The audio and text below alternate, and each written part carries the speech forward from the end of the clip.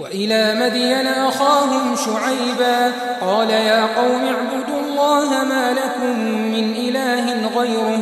ولا تنقصوا المكيال والميزان إني أراكم بخير وإني أخاف عليكم عذاب يوم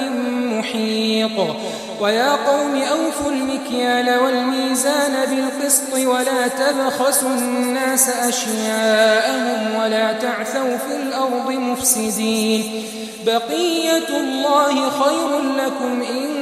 كنتم مؤمنين وما أنا عليكم بحفيظ قالوا يا شعيب وصلاتك تأمرك أن نترك ما يعبد آباؤنا أو أن نفعل في أموالنا ما نشاء إنك لأنت الحليم الرشيد قال يا قوم أرأيتم إن كنت على بينة من ربي ورزقني منه رزقا حسنا وما أريد أن أخالفكم إلى ما أنهاكم عنه إن أريد إلا الإصلاح ما استطعت وما توفيقي إلا بالله عليه توكلت وإليه أنيب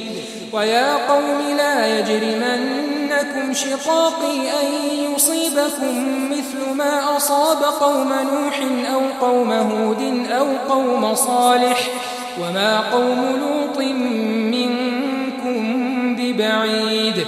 واستغفروا ربكم ثم توبوا إليه إن ربي رحيم ودود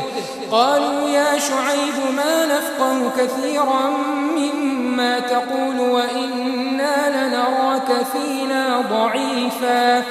ولولا رهطك لرجمناك وما أنت علينا بعزيز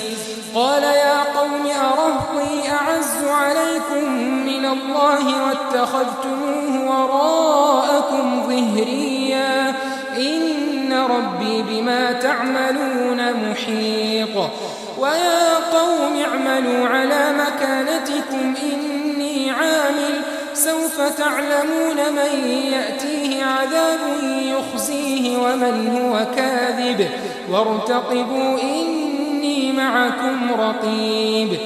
ولما جاء أمرنا نجينا شعيبا والذين آمنوا معه برحمة منا وأخذت الذين ظلموا الصيحة فأصبحوا في ديارهم جاثمين كأن لم يغنوا فيها